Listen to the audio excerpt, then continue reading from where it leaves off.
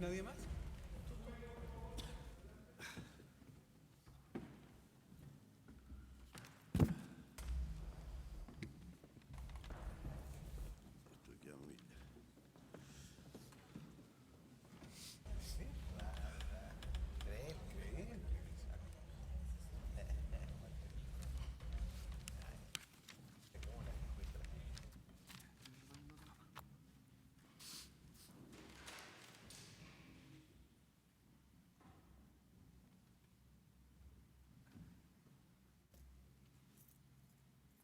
Puede alegar, señor abogado. Gracias, señor presidente. Alego en representación del fiscal nacional, don Jorge Abbott, que es una de las 6 autoridades más altas del país y la institución que dirige, excelentísimo señor, una de las principales instituciones de la democracia. No lo digo yo, lo digo los senadores en la oportunidad en que aprobaron su designación de fiscal nacional. Y solicito también se sirvan desestimar la solicitud de destitución planteada por 6 honorables parlamentarias y 4 honorables parlamentarios, es decir, el mínimo de 10 que la ley contempla para presentar solicitudes de esta naturaleza. Ni un voto más de los 155 parlamentarios que tiene la Cámara de Diputados. Y solicito también, excelentísima Corte, si lo tienen a bien y si se desestima la solicitud, se haga una expresa condenación en costas por el hecho de que, en nuestra opinión, hay una extralimitación del ejercicio del derecho a la acción. Las reflexiones que puedan constituir una contribución, que es el papel de los abogados, a las resoluciones jurisdiccionales, tiene 4 puntos en el tiempo que hay disponible. ¿Por qué estamos aquí hoy día? ¿A quién juzgamos? Enseguida, excelentísimo señor, una breve referencia solamente a los episodios fácticos que constituyen esta solicitud de remisión. Y un 4.º punto, que es justamente la extralimitación en el ejercicio del derecho a la acción. Con el debido respeto, me atrevería a decir que hay un abuso en el ejercicio del derecho a la acción. ¿Por qué estamos aquí hoy día, excelentísimo tribunal? Un breve recuerdo de la historia de la ley que asignó de manera tan excepcional al Pleno de la Corte Suprema el conocimiento y la decisión de la causal de remoción del fiscal nacional. Se dijo en aquel momento, se trataba de evitar excesos. Se dijo que tenía que resolverse con criterios jurisdiccionales, estoy refiriéndome a la discusión legislativa de la época. Se dijo, excelentísimo señor, algo que a mí me parece esencial en lo que debe resolverse. Se dijo expresamente en la discusión parlamentaria de que se justificaba, digamos, la solicitud de remoción solamente por causales de extrema gravedad, gravísimas, excepcionales y gravísimas. Y por una razón, porque los fiscales pasaron a suplir, o a reemplazar, mejor dicho, a los jueces de la República en la investigación de los delitos. A ese nivel, digamos, es el trabajo de los fiscales. Y en consecuencia se dijo expresamente que tenían que ser conductas de extrema gravedad, ninguna de las cuales se da en este caso, y además que había que excluir el juicio político. Estoy hablando cosas expresas que se dijeron en el Parlamento para dar a este tribunal la competencia para conocer de la remoción de un fiscal nacional. Se dijo, excelentísimo señor, si me permite, muy cortito, porque de lo contrario no podrán realizar las grandes investigaciones que es menester realizar. Y cuando uno hoy día, excelentísima Corte, ve cuáles son las grandes investigaciones que el Parlamento, que el legislador consideró en ese momento para regular esta materia, los fiscales y el Ministerio Público, investigando a Carabineros de Chile, las Fuerzas Armadas, la Iglesia, el Senado de la República, excelentísimo señor, golpeando las puertas para que los honorables senadores exhiban quiénes son sus asesores, qué nombres tienen, cuánto le pagan, investigando la relación del dinero con la política y todo lo que eso significa, esa suma de poderes, e investigando, para señalar algunos ejemplos, a las organizaciones delictuales, organizaciones terroristas, excelentísima Corte. Qué sabio fue el legislador de la época al darle a este tribunal en pleno, que es una excepción, con los quórum necesarios para remover a un fiscal nacional, al considerar ya las razones que acabo de señalar. ¿Y para qué hablar de las reacciones que se producen, excelentísima Corte, por el trabajo de los fiscales y el trabajo del fiscal nacional? Se ha llegado al extremo, lo digo a manera de más bien anecdótico, se ha llegado al extremo de que un exministro de Estado que dice ser candidato a la presidenta de las próximas presidencias de la República, investigado por el Ministerio Público, está escribiendo un libro en contra del fiscal que ha investigado sus ilícitos y sus irregularidades. Lo vemos todos los días. ¿Y para qué hablar del mundo político? Cuando algún político, no digo todos, algún político, no solo en Chile, es investigado por el Ministerio Público, ¿cuál es la reacción inmediata? Persecución política. Son privilegios que naturalmente no tiene el ciudadano común. Y yo creo, excelentísimo señor, que para una audiencia como esta, el rol del abogado del 520 del Código Orgánico de Tribunales debe ser también un poco más restrictivo. ¿En qué sentido?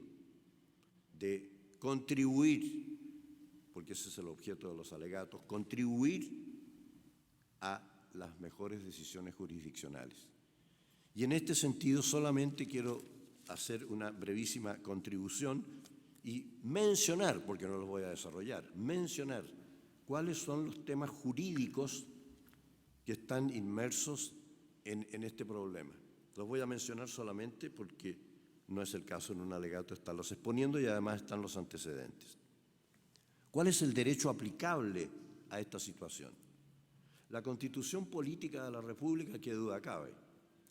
El artículo 8 de la Constitución, que inserta el principio de probidad y que incluso nos tocó en su época en la Comisión Nacional de Ética Pública y después en el año 2005 incorporar el principio de probidad a la Constitución.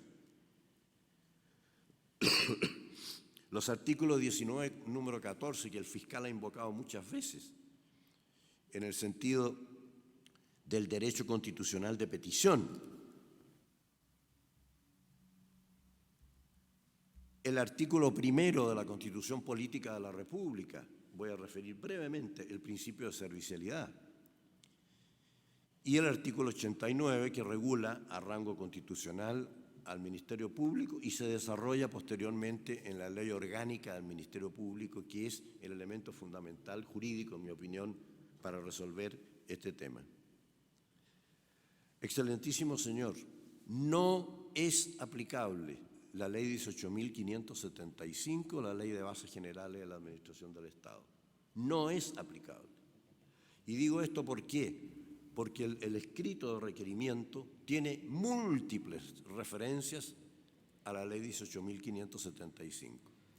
Y para ese efecto acompañamos a los antecedentes, la opinión de ese querido maestro Alejandro Silva Bascuñán, que dio 11 razones para decir que la ley de bases de la administración del Estado no se aplica al Ministerio Público, además de otros expertos en derecho administrativo. Excelentísima Corte, es aplicable la ley 20.880, que tiene que ver con la probidad y con los conflictos de intereses. ¿Y por qué es aplicable? Porque tiene un capítulo preciso respecto del Ministerio Público. El tema jurídico respecto de este concepto jurídico indeterminado, negligencia manifiesta, que ya tiene un precedente de la Corte Suprema, que es el caso de la señora Esmirna Vidal, sobre el cual se pronunció la Corte Suprema y señaló ahí sus criterios que determinan el concepto de negligencia manifiesta. En los dos únicos casos que ha habido, digamos, y que han sido conocidos por la Corte Suprema. El concepto de negligencia manifiesta, en nuestra opinión, es muy similar, también expresión jurídica indeterminada, que es el notable abandono de deberes que se aplica a los jueces de la República. Son dos conceptos cuyo desarrollo corresponde, digamos, a la jurisprudencia de los tribunales. Excelentísima Corte, hay un tema al cual me voy a referir muy brevemente, jurídico, que es la inhabilidad legal a que hace referido el distinguido colega, que lo hace aplicable a las reuniones del señor Larraín y otras. Y hay un elemento jurídico que en nuestro entender también es muy importante, que es el concepto de instrucción particular, criterios de actuación que están regulados en la ley del Ministerio Público. Y hay un confusionismo, en mi entender, en la percepción de esos conceptos. La instrucción particular está indicada en la ley. Son actuaciones precisas que hay que dar para un caso concreto, para una actuación o para una omisión. Lo dice ahí la ley. Eso es una instrucción particular para una situación concreta, determinada, precisa. Y el concepto de criterio de actuación efectivamente está también regulada y requiere ser oída, como dijo el distinguido colega. Pero esas son cosas distintas de las opiniones que se puedan dar en una cuenta pública, como es una de las que se reprocha, digamos, al señor fiscal nacional. Jurídicamente, quisiera agregar nada más, que al Ministerio Público se le aplica solo de los ámbitos jurídicos, solo aquellas normas para las cuales hay una remisión expresa en que es aplicable al Ministerio Público. De lo contrario, se aplican el contexto jurídico que me he permitido señalar en este momento. Segundo tema, entonces, para exponer acá, excelentísimo señor, es ¿a quién se juzga?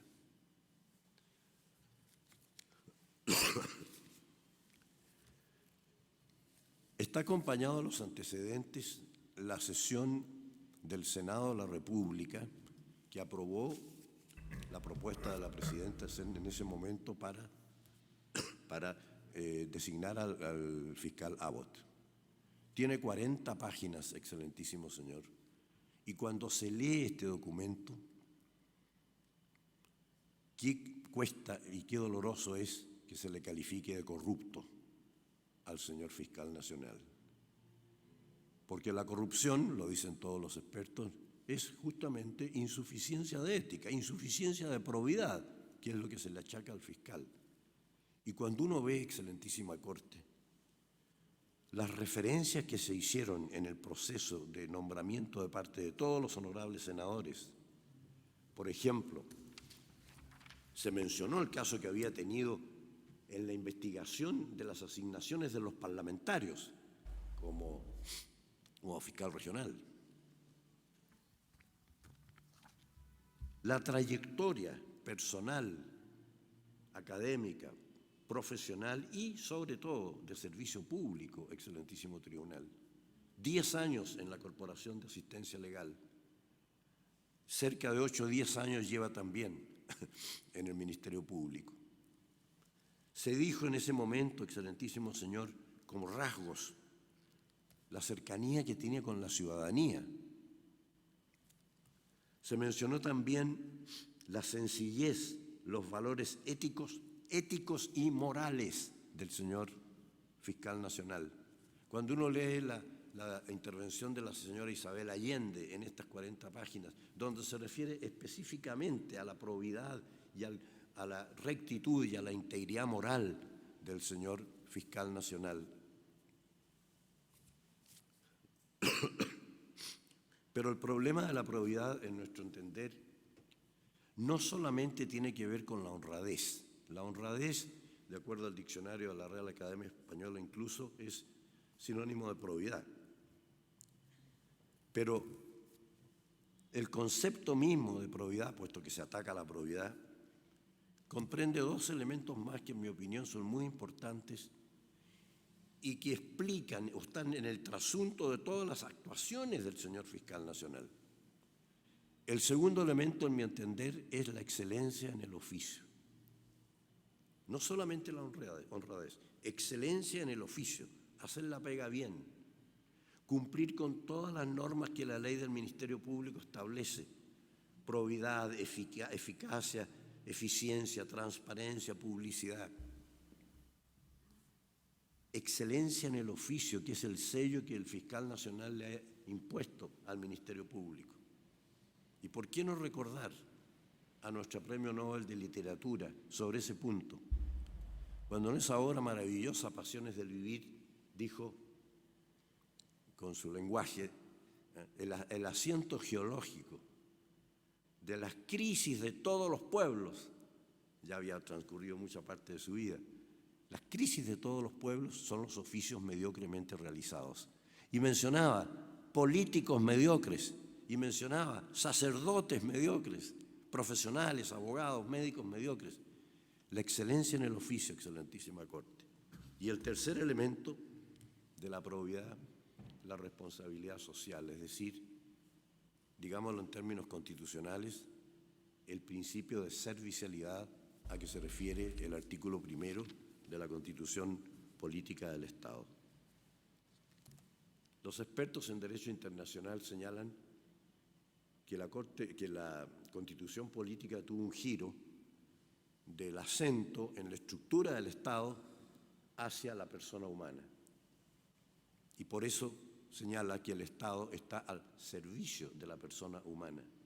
Muchas veces hemos meditado que esa norma, más allá del carácter pragmático, si se formara parte de la vida cotidiana de los funcionarios públicos de cualquier nivel, el Estado está al servicio de la persona humana, ¿cómo cambiaría tal vez la situación general y la percepción de las instituciones, etcétera? Principio de servicialidad, excelentísimo señor, que se refleja en 2 capítulos de esta acusación. Las audiencias públicas y la cuenta pública. Públicas. El diccionario de la Real Academia Española, la palabra pública dice perteneciente al pueblo. Y ese es el sello que le ha impuesto el fiscal en este caso. Y con ese sello que le ha impuesto, excelentísimo señor, con el ejemplo, con los hechos, con acciones, no con la palabrería, no con la retórica. Y cuando se hace así, con el ejemplo, se cumplen estos principios, en nuestro entender, hay que pagar costos. Hay que pagar costos.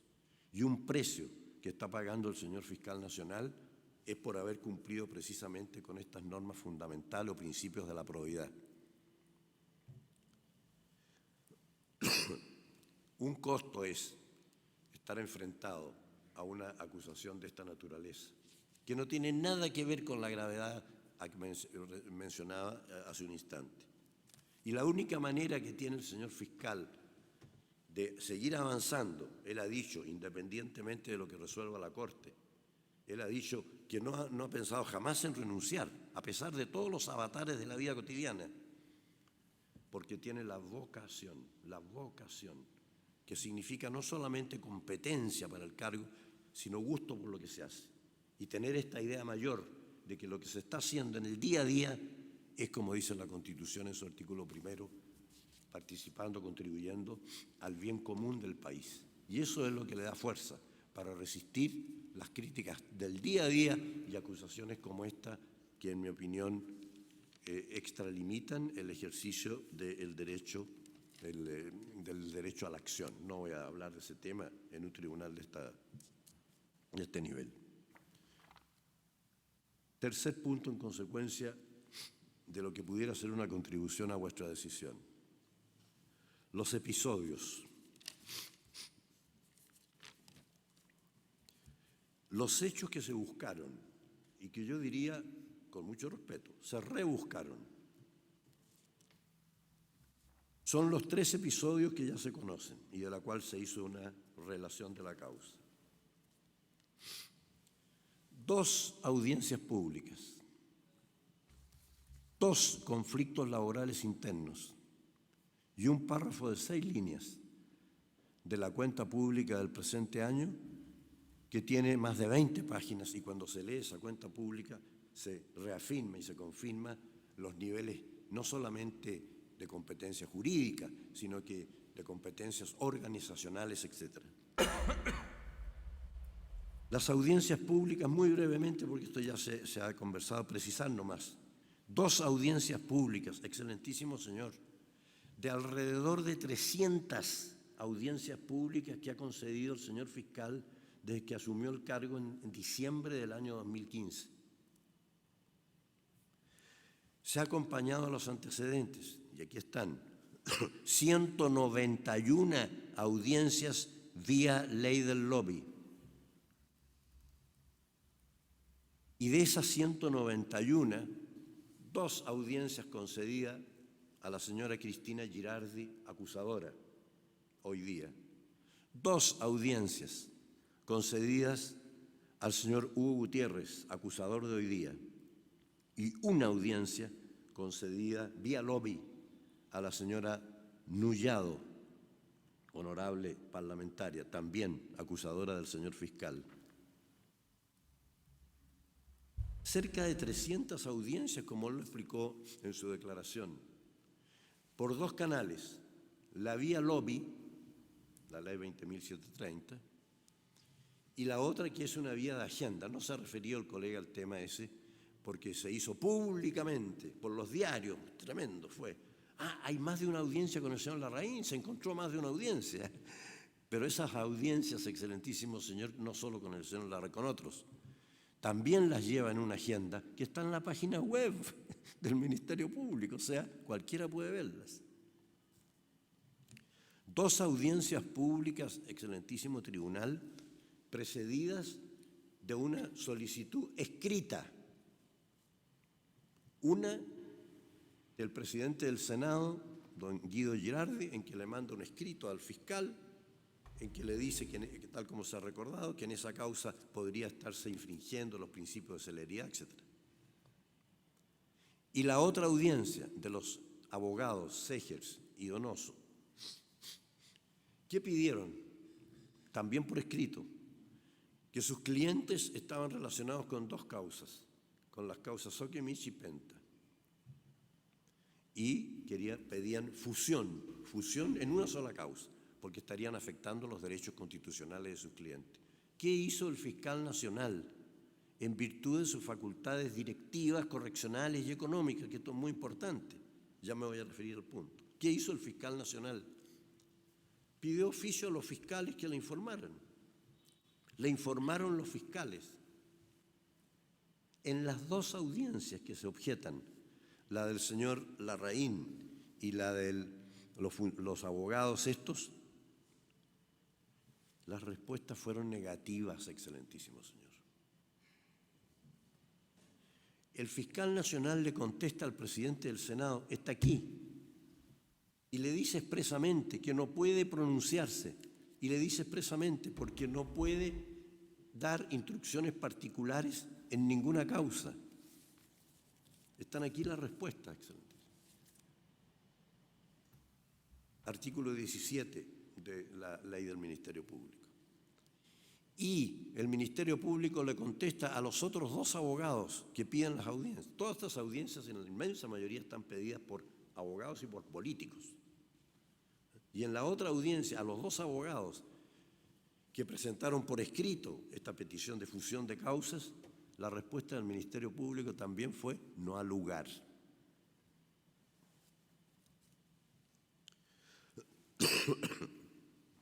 Excelentísimo señor, en vista de esto, ¿qué dice la distinguida parte contraria? Que el solo hecho de reunirse, la simple amenaza o posibilidad de menoscabo, páginas 39 y 43, la simple amenaza o posibilidad de menoscabo a la imparcialidad y a la objetividad es corrupción y hay que remover al fiscal. Y agrega, excelentísimo señor, cualquiera circunstancia, cualquiera, que momentáneamente le resta imparcialidad, hay que remover al fiscal. Textual, no estoy inventando nada. Y más aún, y hemos tenido ocasión de escucharlo, además que me ahorra mucha referencia en este tema. Ha dicho el distinguido colega hoy día en la audiencia que no es necesario, que no es necesario analizar el tema de la legalidad, que la conducta puede ser legal. Y lo ha dicho, lo hemos escuchado recientemente. Y eso coincide con las referencias que yo tenía acá anotadas, precisamente en esa línea, en que hay muchas referencias del escrito de remoción en que se dice expresamente: no obstante encontrarnos en una presencia de conductas ejercidas dentro de reglas normativas, es posible el reproche. O sea, excelentísimo, y lo dice varias veces más, o sea, la conducta del fiscal nacional puede ser legal, pero es negligente y hay que removerlo. Señores ministros, ese tema es importante, me parece a mí, porque las conductas están todas dentro de la legalidad y la mejor prueba es que no hemos escuchado una sola referencia jurídica de reproche concreto, ninguna, porque son legales las conductas como se ha reconocido hoy día. Y para el efecto del concepto de manifiesta, porque la causal es negligencia manifiesta, para el concepto de negligencia manifiesta, ¿qué dice los requirentes, excelentísima Corte? Muy simple. No hay que referirse a la gravedad de la conducta. Esto lo desarrollan varias veces, en varios pasajes. Sino que la expresión manifiesta, lo dicen ellos, se está refiriendo a las exigencias probatorias, que tienen que ser muy altas, pero no porque la conducta sea grave. En consecuencia, una conducta leve, una conducta mediana o cualquier otra, podría caber también entonces, según la interpretación de la expresión manifiesta, podría caber como causal para remover al fiscal nacional. Excelentísimo señor, muy breve, porque cuando se dice que la conducta es legal, que es lo que hemos escuchado, y está confirmado su apego a la legalidad en todas sus actuaciones,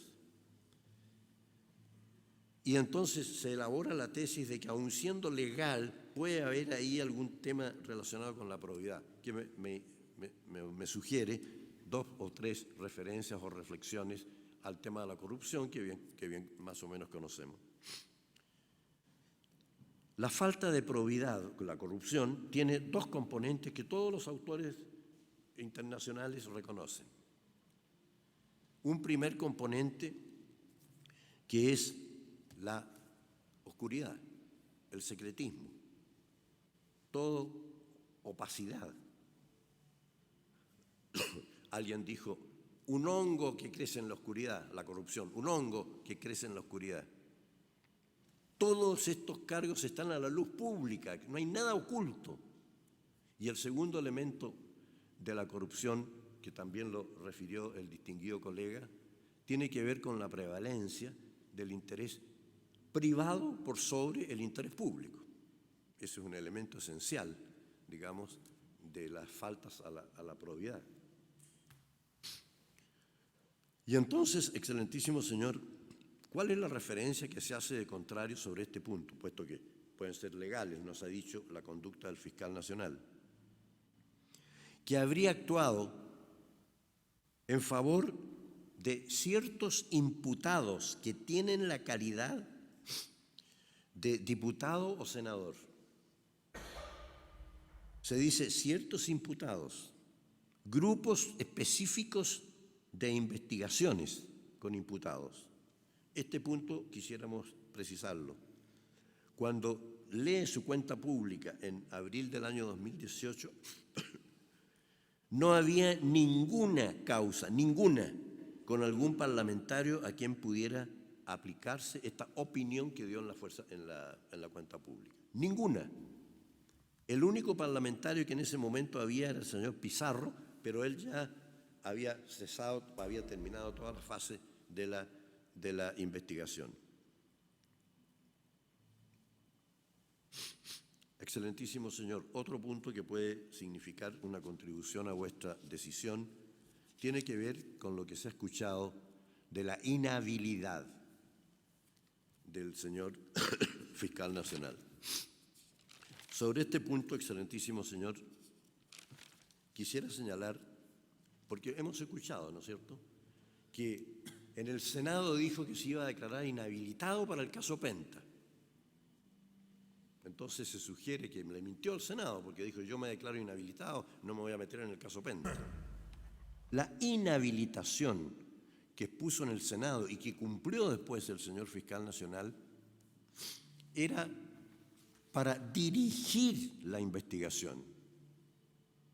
El artículo 54 específico de la ley del Ministerio Público, en las inhabilidades empieza el encabezamiento de ese artículo por la dirección de la investigación.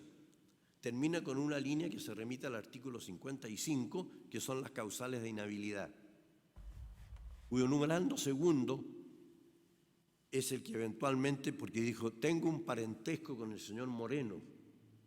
El señor Moreno no ha sido jamás ni imputado, ni ninguna calidad en procesos penales, pero era director ejecutivo de una de las empresas Penta.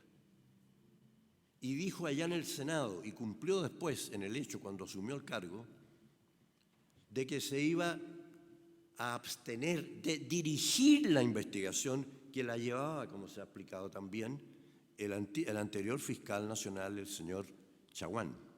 Los fiscales tienen, de acuerdo al artículo 18 de la ley de ellos, la facultad de investigar, abrir ellos investigaciones. Y la tenía el señor Chaguán, el caso Penta. Entonces dijo en el Senado, y léase por favor cómo percibieron los senadores, por razones de probidad no voy a participar en la dirección de la investigación, que era la que llevaba el señor Chaguán y que aparecía como razonable que fuera el heredero de la causa porque iba a asumir el cargo de fiscal nacional. Y excelentísima Corte, cuando asume el cargo, se acerca al señor Chaguán y le dice, en la causa Penta no tengo inhabilidad legal, porque no tiene. Hemos chequeado el parentesco de las inhabilidades a que se refiere el artículo 55, número segundo.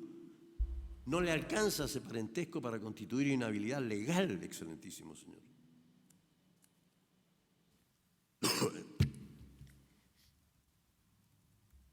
Solamente por razones de probidad no voy a asumir esa causa.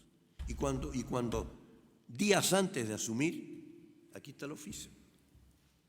Él conversa con el señor Chaguán, el señor Chaguán dice, excelentísima Corte, emite esta resolución en que dice textualmente, en su considerando tercero, que don Jorge Abbott se encuentra relacionado por un vínculo de parentesco con el señor Moreno, que no tiene nada que ver con causas. Y dice el considerando cuarto que suscribió el señor Chaguán, aun cuando dicha relación no configura ninguna causal legal de inhabilitación, por razones de absoluta transparencia y objetividad, se estima que la causa debe seguir con otro fiscal, y no el señor Abbott, que es el señor Guerra, que también ha declarado en esta causa. De manera que me parecía necesario, excelentísimo señor, que cuando se habla tanto de que había ofrecido y engañó al Congreso porque dijo que se iba a inhabilitar y después no se inhabilitó, la inhabilidad es en este sentido que estamos hablando. Lo otro es abstención voluntaria de continuar y heredar, digamos, con esa causa. Enseguida, excelentísimo señor, me parecía que como posible contribución a vuestra decisión, hacer un par de referencias a los hechos que se ha referido en extenso el señor en la parte contraria.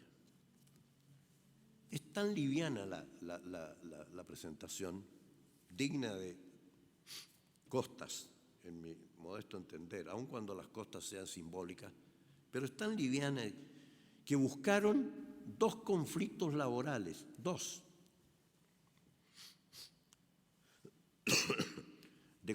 entre 4.300 funcionarios que tiene el Ministerio Público, 4.300 funcionarios a través de todo Chile.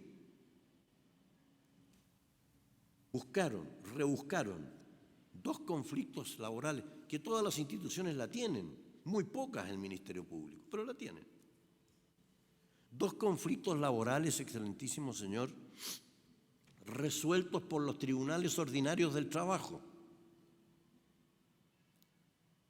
Conflictos laborales que terminaron en conciliación. Hay varias conciliaciones.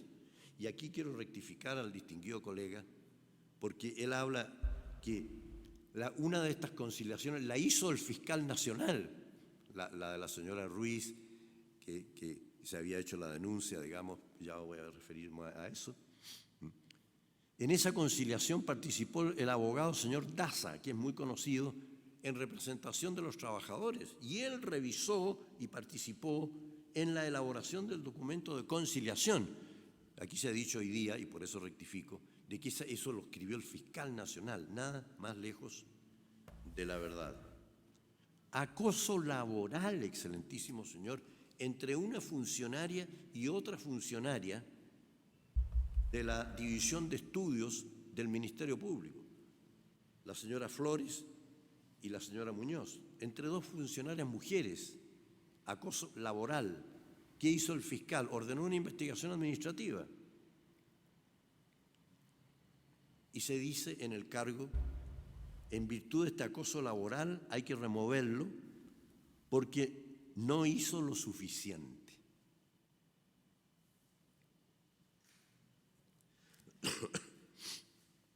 El otro capítulo que en mi opinión justifica las costas, la declaración pública que se ha referido el distinguido colega. La presidenta de la Confederación de Trabajadores, buscando pantalla, buscando micrófono, porque le dice a todo Chile que en el Ministerio Público se infringen los derechos humanos. Y además explica y dice que esto es muy grave porque el Ministerio Público debe ser un ejemplo para los demás servicios del Estado, los demás servicios públicos. ¿Qué hace, me pregunto yo, cualquier jefe de un servicio público? Infracciona los derechos humanos, que en la trágica historia de la vida patria del periodo de la dictadura militar se asocia naturalmente a desapariciones, a todo lo que sabemos. ¿Qué hace y sobre todo de un servicio que está encargado de investigar la infracción a los derechos humanos? ¿Qué hace cualquier jefe de servicio? Ordena una investigación y nombra a un fiscal para que investigue. Se le cita, y esto hay que subrayarlo muy bien, se le cita, ahí está la citación, como testigo. Declara ante el señor fiscal. ¿Y qué dice, Excelentísima Corte? Dice muchas cosas que son muy curiosas. Por ejemplo, entre otras cosas, dice que la ley que rige al Ministerio Público es una ley maliciosa, porque no defiende los derechos de los trabajadores. Reclama porque la Contraloría General de la República y la Dirección del Trabajo no pueden intervenir en el Ministerio Público. Reclama de muchas cosas, pero eso es otro tema. Pero ¿qué dice cuando se le cita a declarar? No tengo nada más que agregar. No tengo nada más que agregar. Después viene la conciliación, a que ya me referí hace un momento. Pero, ¿cuál es el cargo? Es una manera solapada de afectar los derechos sindicales, los derechos de los trabajadores. O sea, Excelentísima Corte, en el caso del acoso laboral hay que remover al fiscal porque no hizo nada. Y en el caso de la denuncia que hace para que se investigue lo que ha dicho de infracción sistemática en el Ministerio Público de infracción a los derechos humanos, ahí lo que hizo también es motivo, por lo que hace y por lo que no hace, es motivo de remover al señor fiscal nacional. Excelentísimo señor, el tercer capítulo de la acusación es esa cuenta, que son 6 líneas, de la cuenta del año 2018, en que efectivamente él dice que el principio de diligencia, excelencia en el oficio, de diligencia, el principio de eficacia, eficiencia, diligencia, celeridad que está imponiendo al servicio permanentemente, hace esta reflexión, esta opinión, en una cuenta que está hecha para la ciudadanía, absolutamente para la ciudadanía. Hace una reflexión y dice: hay que cumplir con este principio de celeridad, también en relación con los parlamentarios, porque puede producir un efecto en la representación popular. Es decir, los mismos intereses de los acusadores, que representan al pueblo, y el fiscal se preocupa por el pueblo, y solamente da como opinión que ese principio, que lo ha dicho muchas veces en múltiples escritos y ocasiones, en fin, se cumpla también porque tiene este efecto lateral. Eso es todo. Pero hay que removerlo porque está haciendo diferencias entre los ciudadanos. Excelentísimo señor, para ir cerrando lo que me parece que puede ser el alegato de contribución a vuestra decisión. A mí me parece que acusadores y fiscal tienen algo en común, que es la preocupación por la delincuencia económica y por los delitos de corrupción, sí. Pero los caminos son los diferentes. Y estos caminos diferentes, excelentísimo tribunal, los trata un autor de un libro que es clásico en estas materias, el profesor español David Ordóñez, en su obra Justicia, Derecho y Política. Justicia, Derecho y Política. Y él nos enseña en esta obra magistral, para mi gusto, las diferencias entre el trato de los acusadores y el del fiscal nacional. Los márgenes, dice, y los procedimientos para decidir, márgenes y procedimientos para decidir del mundo político de los acusadores es sin límites, sin libertad absoluta, sin cortapisas. Los márgenes y procedimientos para decidir del fiscal nacional son restrictivos, porque tiene que aplicar el derecho. Y aquí hace una referencia que yo no la había escuchado nunca antes y que me pareció extremadamente importante. Cuando él dice que el derecho es expresión de la política y que en consecuencia, dice él, desarrolla, en consecuencia, si el derecho es expresión de la política, no se puede estar objetando a las instituciones que aplican el derecho y tratar de destruirlas, como en este caso. Y agrega y dice, y entonces, si es expresión de la política, no está bien que los políticos objeten la aplicación del derecho cuando afecta a sus intereses. Señor abogado, debe sacar sus conclusiones agotado su tiempo. Bueno, entonces, perdón, pido 5 minutos si se me concede.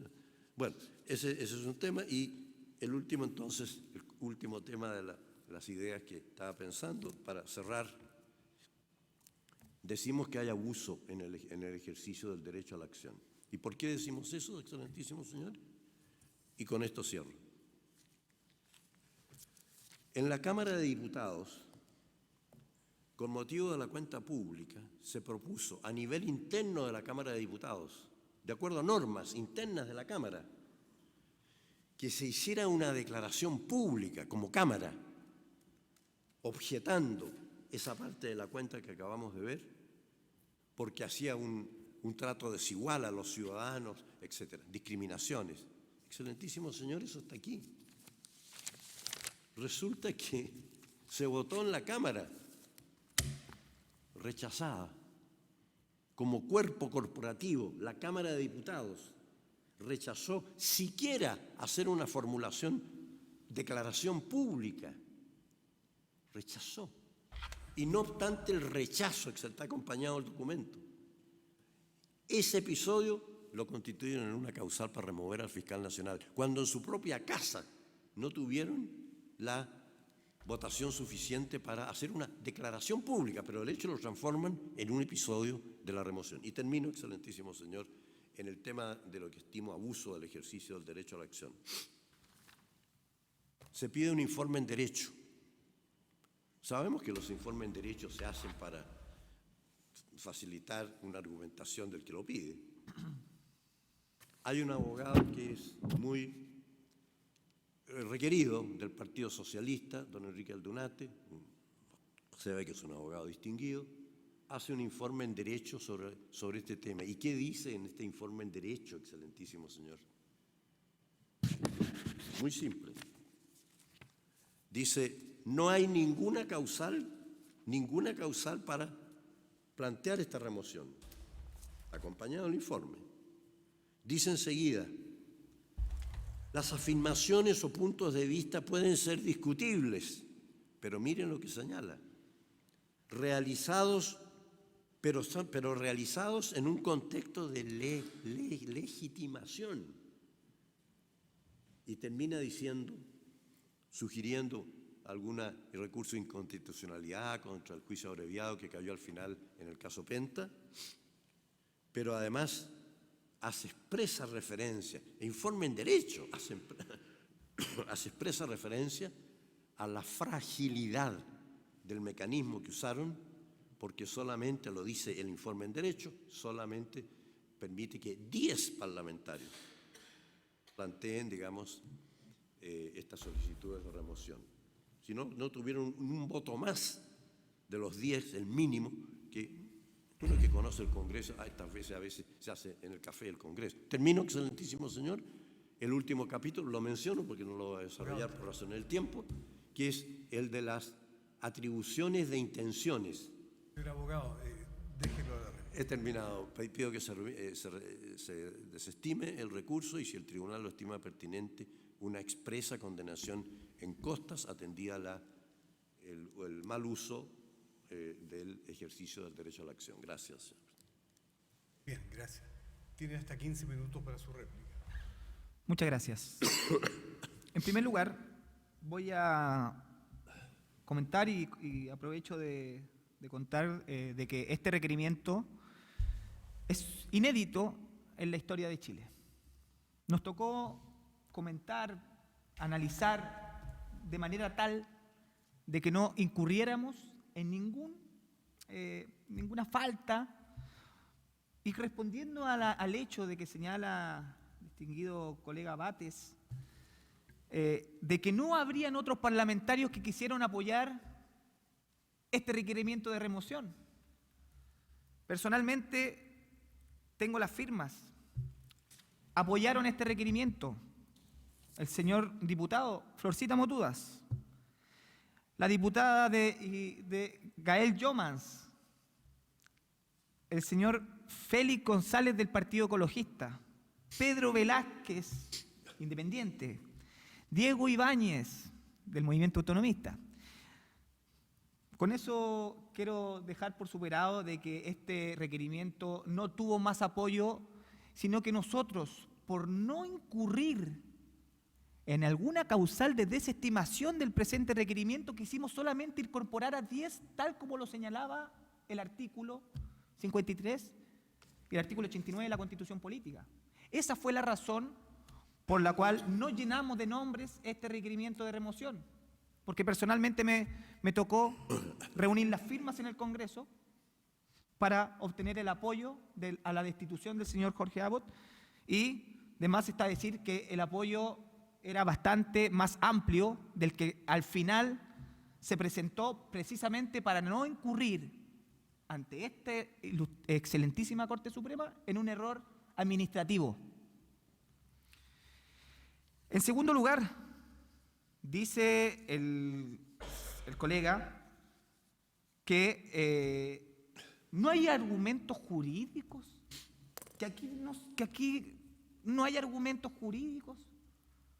Resulta que aquí está en cuestión el máximo argumento jurídico, que es la probidad administrativa que rige a todo el derecho administrativo, a todas las instituciones del Estado. Aparte de revisar algunas normas puntuales de la Ley Orgánica del Ministerio Público en el artículo 17. También se encuentra y sale a colación el artículo 420 del Código Procesal Penal. Está basado esta presentación en sentencias de los tribunales de la República de Chile, en donde no solamente en primera instancia han sido conocidos estos argumentos, sino que la ilustrísima Corte de Apelaciones de Santiago por unanimidad rechazó la nulidad presentada por la defensa del señor Jorge Abbott. Aquí me faltó haber escuchado las reflexiones que podríamos haber hecho acerca del caso de la presidenta nacional de la FENAMIP. La pregunta al respecto dice relación cuando dice que la señora Paulina Ruiz no quiso dar antecedentes, no quiso aportar antecedentes en una causa tan importante como es la vulneración de los derechos humanos. Me cabe la pregunta, ¿no hubiese correspondido haber iniciado una investigación penal por obstrucción a la justicia? Eso no ocurrió. Nunca se inició una causa por obstrucción a la justicia en contra de la señora Paulina Ruiz. Aquí tampoco se ha nombrado la prueba, los argumentos probatorios. Cuando nosotros señalamos de que la señora Paulina Ruiz, o sea, de que el fiscal nacional Jorge Abbott redactó el acuerdo, no es que nosotros estemos inventando esa situación. Aquí hubo un periodo probatorio en donde la señora Paulina Ruiz declaró de que el acuerdo lo había realizado el señor Jorge Abbott, y el señor Jorge Abbott en su declaración dijo que él había redactado el acuerdo. Ahora, hay una discrepancia de que por qué introdujo en el punto final de que se había terminado la causa por investigación a los derechos humanos. Cabe mencionar también de que las audiencias, 300 audiencias, dicen aquí, es que el fiscal nacional también recibió a muchos de los que están requiriendo. No nos confundamos, por favor. El fiscal nacional, cuando recibe a Hugo Gutiérrez, a Emilia Nullado y a Cristina Girardi, no fue para conversar, no fue para hablar acerca de la causa Penta. Ese es el reproche que nosotros hacemos a esas reuniones. Por supuesto que estimamos muy bien de que el fiscal nacional reciba a todos y a todas. Pero aquí lo que decimos nosotros es que no nos parece que se confunda a esta excelentísima Corte diciendo de que el carácter de las reuniones con aquellos que fueron a interceder en la causa Penta es el mismo carácter que tienen aquellos que fueron a interceder por otros temas que desconocemos.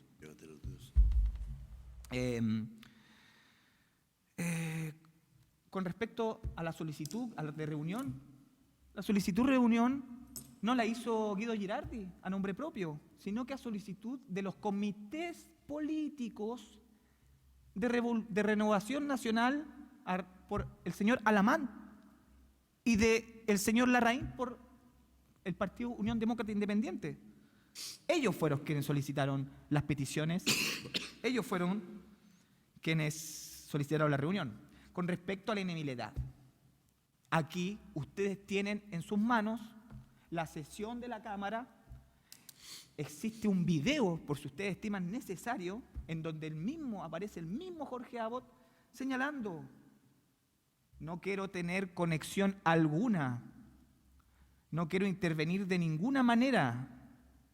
En ningún caso se limitó a decir de que solamente se inhabilitaba para conducir o ser el fiscal instructor de la investigación de la causa Penta.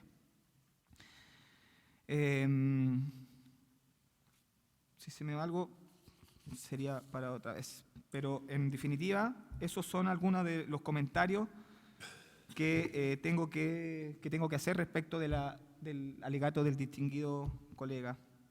Muchas gracias. ¿No? Una sola. Sí, por favor. La redacción de la conciliación jamás ha sido. ¿Hay algún antecedente? No le escuchamos. Tiene que hablar por el micrófono. Perdón. La redacción de la conciliación a que se llegó, porque estas cosas, como digo, se dieron dentro de lo que es la normalidad de las normas del derecho al trabajo, que no está nada que ver con solicitudes de remoción. Y esa redacción no hay un solo antecedente, ni uno, que sugiera, siquiera por la vía del indicio, que haya redactado la conciliación el señor fiscal nacional. Ha declarado ahí el fiscal regional que conoció la causa, su independencia absoluta respecto del tema. No hay ningún antecedente, quería hacer presente ese tema, porque la conciliación tuvo al abogado de los trabajadores, un abogado conocido, el señor Daza. No iba a estar participando ni aceptando que le redactara la otra parte contraria a la conciliación. Participó y está la firma del señor Daza ahí en el acuerdo. Nada más y muchas gracias, presidente. Bien, concluida la vista de la causa. Perdón, me dejó la minuta. Déjela, por favor, colega.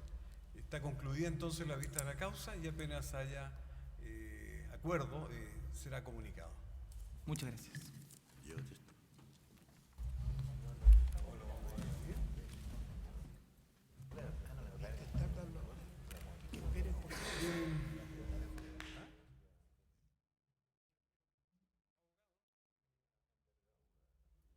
Dennos algún tiempo, porque es probable que alcancemos acuerdo hoy día y queremos concluir esto.